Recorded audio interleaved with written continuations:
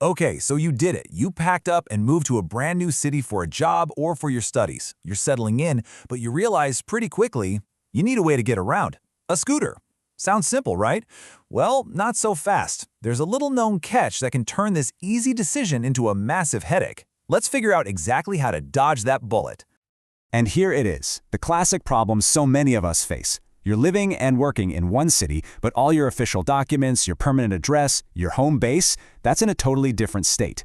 And believe it or not, that one little detail turns buying a scooter into a surprisingly tricky puzzle. But hey, that's what we're here for, to get this thing solved.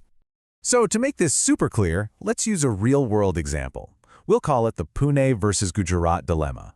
Imagine you've just landed a great job in Pune, Maharashtra, but your family and permanent home are back in Gujarat. This isn't just some hypothetical. The choice you make right here is going to decide your number plate, how much tax you pay, and even what your scooter is worth a few years from now. So you're basically standing at a fork in the road. Path number one, you buy the scooter right there in Pune and get a local Maharashtra or MH number plate. Seems like the easy way out.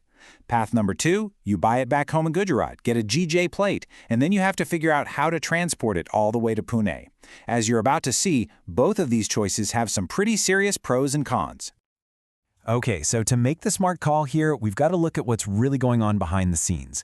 This isn't just about what's convenient today, it's about state laws, it's about your money, and oh yeah, it's about a whole lot of paperwork. So let's break down the key factors that are going to make or break this decision for you. All right, we're going to dig into the big one first, the official registration and road tax, because that stuff changes from state to state. Then, we'll talk about something you might not be thinking about yet, how your choice is going to affect your scooter's resale value later on.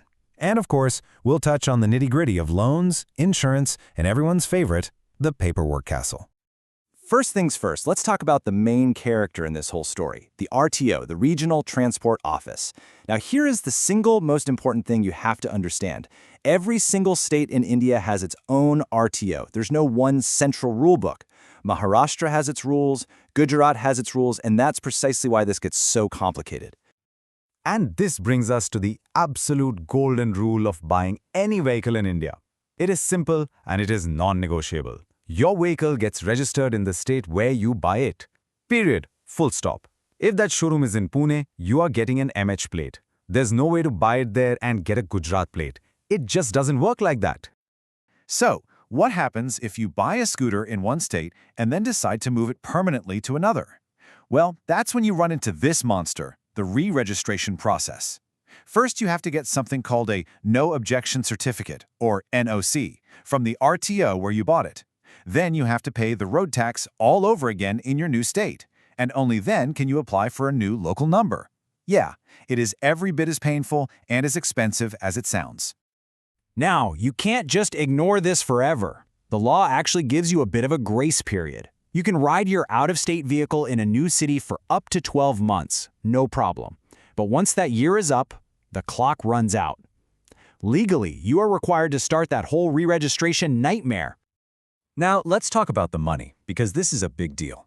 I call this the resale value trap. See, a scooter with an MH plate will sell for a really good price in Pune. But try to sell that same scooter back home in Gujarat, you're going to get lowballed.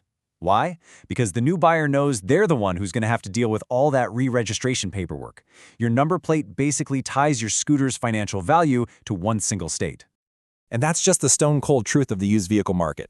Think about it. Buyers want something easy, not a government paperwork project. A local plate means a simple, hassle-free transfer, and people will always pay a premium for that convenience. Okay, just a few other quick things to keep on your radar. Taking out a loan? Well, if you want to transfer your scooter, you're going to need another NOC, this time from your bank. Your insurance also has to be updated with the new RTO details.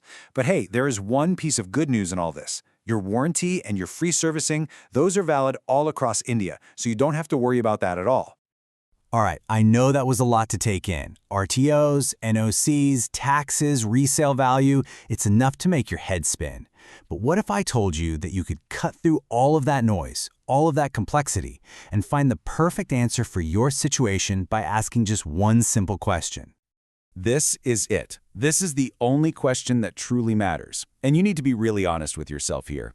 Are you in this new city for a short-term project, maybe a year or so? Or are you digging in for the long haul? Because your answer to this one question is going to change absolutely everything. And here's the magic number that makes the decision for you. 2 years. Think of it as a line in the sand. If you know for sure you'll be staying for more than 2 years, there's a very clear path forward. If you think you'll be heading back in less than that, the opposite choice is the right one. This is your guidepost. So, let's put this all together. No more maybes, no more confusion.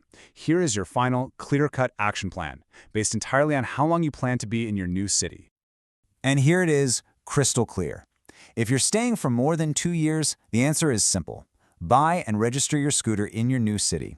You'll get that local plate, you'll have much better resale value right where you live, and you will have zero headaches about re-registration down the road. But if you're staying for a year or less, do the complete opposite. Buy it in your home state and transport it. You get to completely sidestep that entire painful transfer process and, crucially, you protect its resale value for when you eventually move back home. And really, that's the bottom line, isn't it? What seems like a small, simple decision right now actually has huge consequences down the line. Just taking 10 minutes to think about your long-term plans before you walk into that showroom will literally save you days of dealing with paperwork, a ton of stress, and a very real financial hit when it's finally time to sell. You know, making the right call on your scooter is a huge win when you're settling into a new place.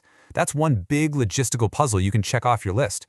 So now that you've got your commute completely sorted, what's the next big challenge you've got to figure out on that relocation list?